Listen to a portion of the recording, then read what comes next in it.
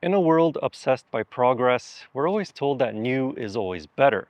We're told that we should be driving cars with batteries, and that dashboards should look like the bridge of the Starship Enterprise.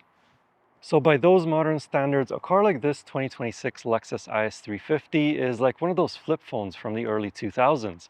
It has a 6-speed gearbox, a V6 naturally aspirated engine, and even physical controls. It's a big middle finger to modernism, and that is exactly why this luxury sedan might be the only one worth buying.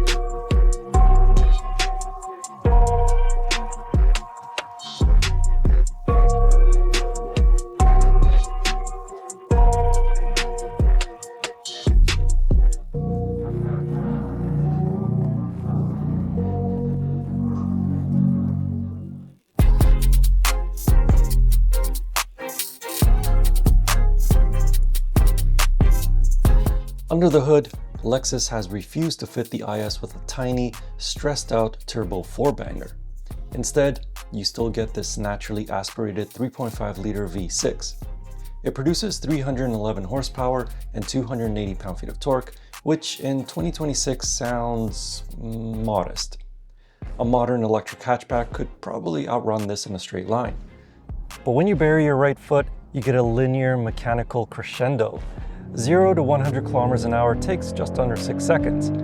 It's not teleportation fast, but it's I'm having a good time fast. In Canada, the IS350 comes standard with all-wheel drive. It's a rear bias system, meaning it doesn't feel like a front-heavy plow.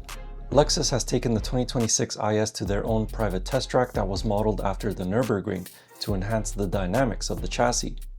They've tweaked the adaptive variable suspension so it can react to a pebble in the road faster than you can blink. The electric power steering has also been recalibrated. It's heavier and more deliberate. You actually know what the front tires are doing. It feels mechanical. Then there are the brakes. You get 4-piston fixed calipers on the front axle providing the bulk of the stopping force. The brake pedal has a firm and confidence-inspiring feel, but it's not overly grabby as you go through a Starbucks drive-thru. When you are stuck at a Starbucks drive-thru, this V6 drinks fuel like a mocha frappuccino. It's rated for 12.4 liters per 100 kilometers in a city and 10.8 liters per 100 kilometers on a highway. In the real world though, I struggle to keep it under 13 liters per 100 kilometers with a fair bit of highway drives. On the comfort side of the coin, there's a certain way that this car drives over potholes. In most sports sedans, the ride can at times feel like as though you're sitting on a jackhammer. But in the IS, it just absorbs the bumps. If you opt for the adaptive variable suspension, the bumps become rounded and smoothed out whenever the 19-inch wheels drive over them. As for noises, it's pretty serene in this cabin as you drive through a busy city. You don't hear much of the outside world. However, on highways, you do hear more tire noise, but it's not overly obtrusive. However, things change when you really put your foot down. Lexus would have you believe that what you hear is the real sound of the engine, and that's partially true. The IS350 has a resonator that is designed to enhance the engine's sound into the cabin. But the IS350, much like other modern-day cars, still plays a digital file through the stereo system to enhance the driving experience. There's even a burble when you lift your foot off the throttle pedal in the Sport Plus mode.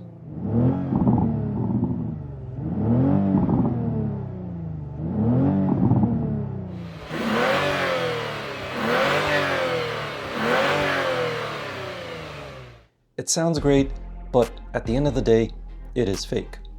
From the outside, the V6 sounds like any other V6. Thankfully, this active sound control system can be completely turned off. On the inside, Lexus has done something revolutionary.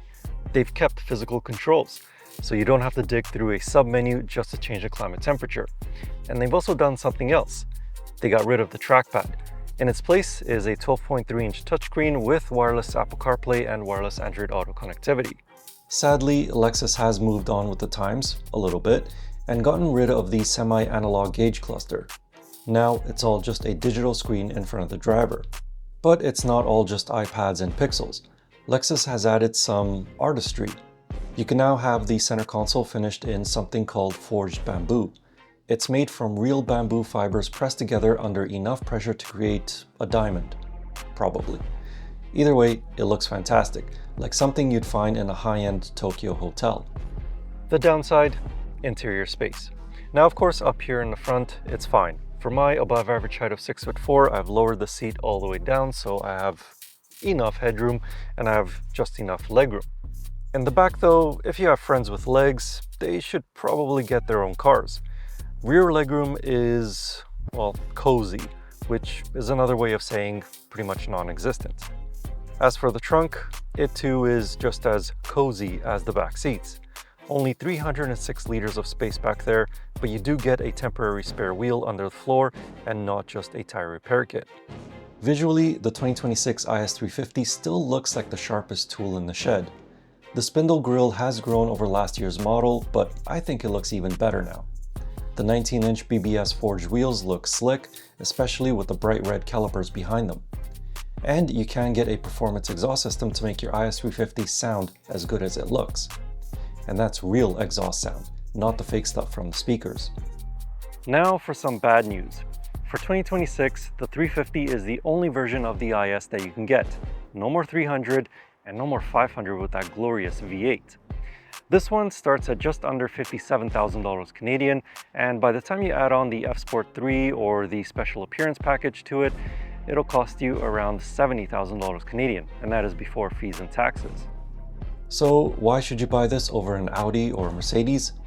Simple. Those cars are gadgets. They're like iPads with wheels that feel obsolete in 3 to 5 years' time. The Lexus IS350 is a car.